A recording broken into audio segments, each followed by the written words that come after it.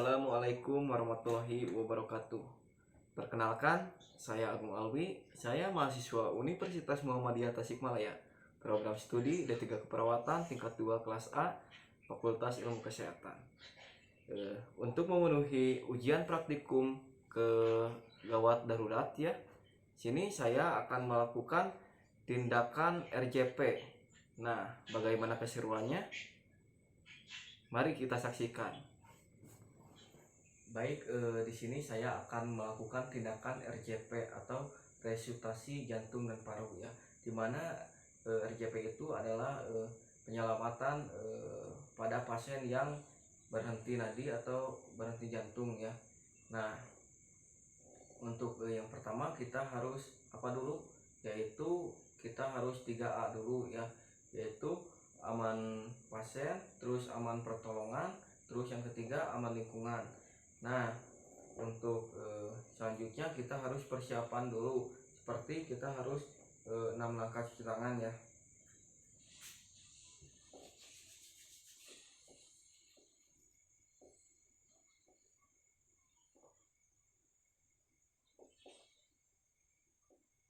Nah, sudah cuci tangan, kita jangan lupa memakai handscoon ya.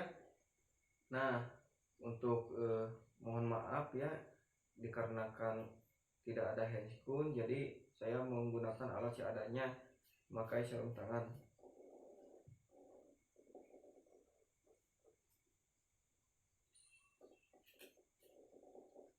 Nah, terus jangan lupa memakai masker juga ya.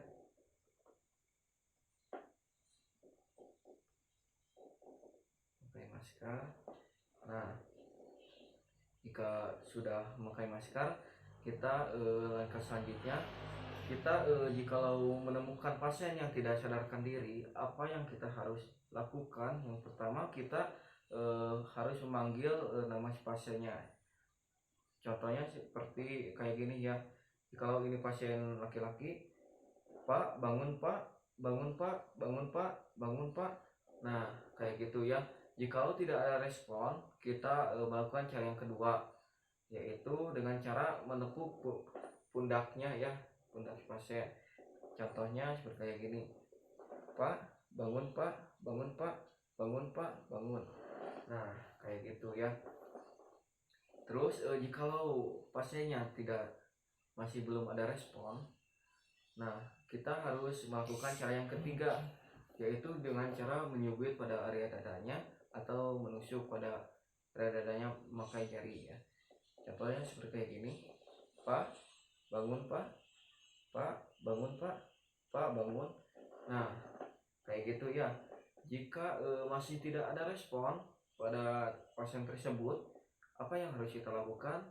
Yaitu kita harus meminta pertolongan pada tenaga kesehatan terdekat, atau bisa melakukan nelpon ya pada nomor 119. Contohnya seperti kayak gini, kita hubungi nomor 119, telepon, halo Pak, halo, ya di sini ada pasien yang tidak sadarkan diri. Untuk alamatnya itu ada di Kampung Cipayung, Desa Lampung Jaya, Kecamatan Gamir ya. Nah, jikalau alamatnya tidak lengkap, bisa saya share log ya. Iya Pak, baik, terima kasih ya.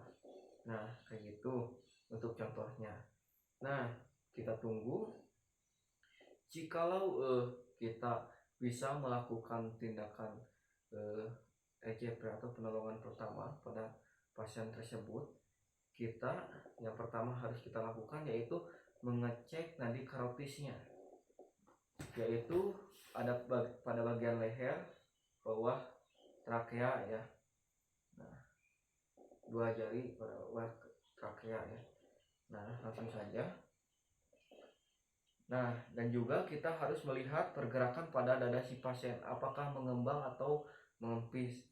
Nah, jikalau nadinya tidak ada, terus pergerakan pada dada si pasien tidak ada, apa yang harus kita lakukan? Yang harus kita lakukan yaitu kita harus melakukan yang tadi ya, yaitu RJP. Nah, untuk RJP bagaimana cara melakukan RJP itu? Yaitu dengan cara kita harus tahu letaknya terlebih dahulu.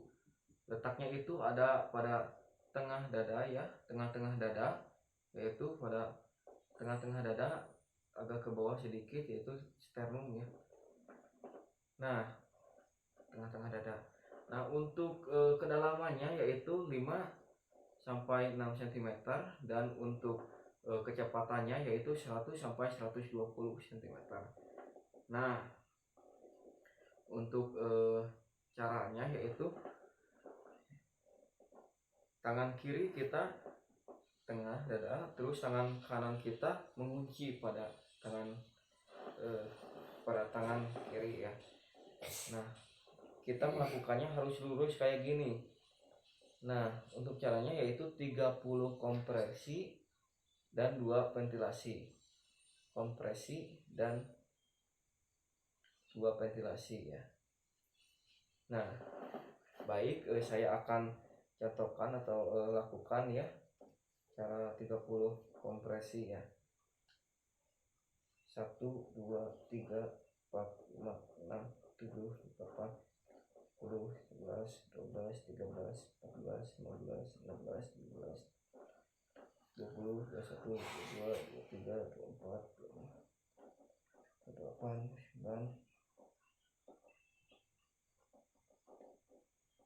9 30. Nah, sudah dilakukan ya 30 kali. Nah, untuk selanjutnya kita akan melakukan 2 ventilasi ya.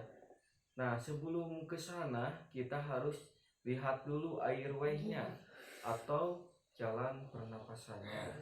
Nah, untuk caranya yaitu dengan head lead dan chin lead.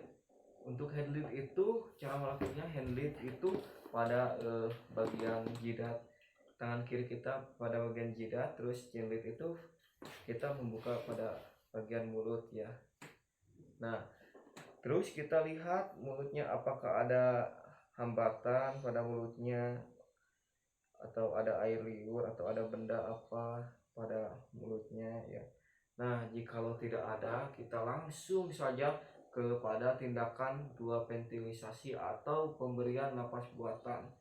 Nah, untuk ventilisasi kita menggunakan alat ya.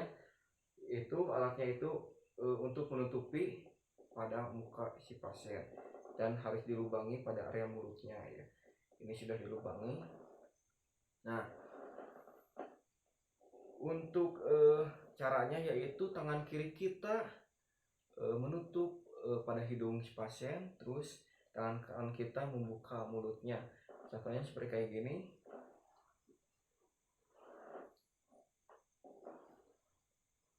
Nah, kayak gitu ya. Nah, untuk 30 kompresi dan 2 ventilasi ini dilakukannya secara sebanyak 5 siklus ya, 5 siklus. Nah, dikarenakan harus mengulang-ulangnya secara 5 kali itu akan kebanyakan kepanjangan ya. Jadi cukup 1 kali saja mencontohkannya ya, seperti kayak tadi. Nah, untuk selanjutnya kita kalau sudah melakukan 5 kali siklus, untuk selanjutnya kita evaluasi. Nah, untuk evaluasi ya, kita yang pertama kembali lagi mengecek pada nadi karotisnya. Kita cek nadinya, terus kita lihat juga pergerakan pada dada si pasien, apakah ada mengembang atau mengempis. Nah, jikalau nadinya itu ada, terus pergerakan pada dada si pasien itu tidak ada atau lambat ya, pergerakannya itu lambat gitu, tidak normal. Nah, apa yang harus kita lakukan? Yaitu kita harus melakukan ventilisasi lagi atau mengasih napas buatan ya. Nah, untuk ventilasinya ini dilakukan secara 2 menit atau 20 kali 2 menit ya. Nah, kita siapkan alat lagi, kita tutupi mukanya. Nah, kita tutup hidungnya, terus tangan kanan kita membuka mulutnya.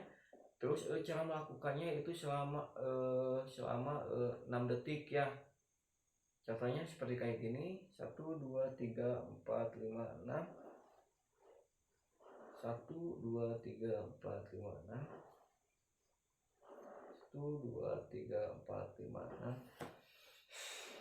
1 2 3 4 5 6.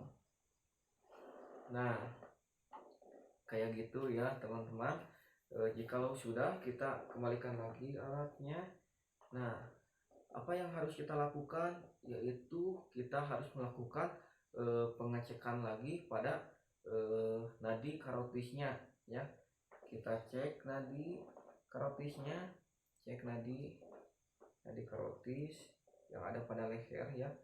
Terus kita lihat juga dada si pasien tersebut apakah ada mengembang atau mengempis. Nah, jikalau nadinya ada, terus gerakan pada dadanya ada normal ya, apa yang harus kita lakukan, yaitu kita harus melakukan recovery position.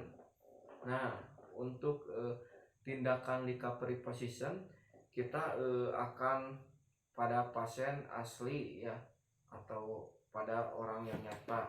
Nah, baik, kita langsung saja panggilkan kepada saudara Saprijal ya.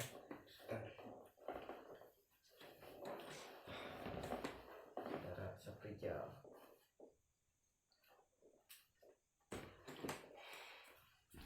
Nah, ini ya Bapak Saprijal. Nah, agak ke sinian.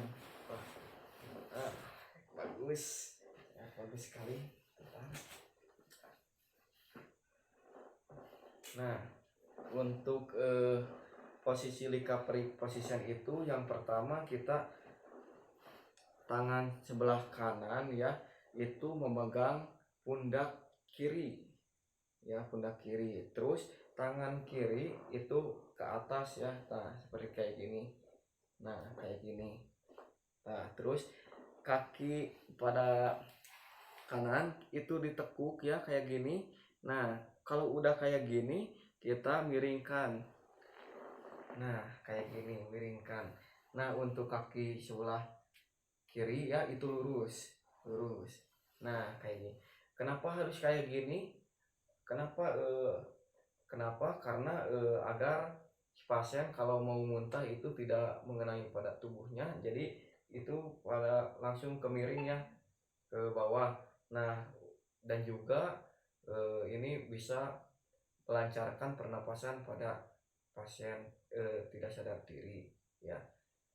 Nah, mungkin segitu yang bisa saya sampaikan, dan jangan lupa kita kembalikan lagi alatnya.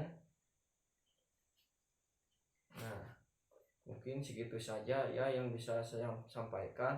Mudah-mudahan ada manfaatnya dan bisa dimengerti, dan mohon maaf jika ada kesalahan. Wabillahi taufiq wa hidayah. Wassalamualaikum warahmatullahi wabarakatuh.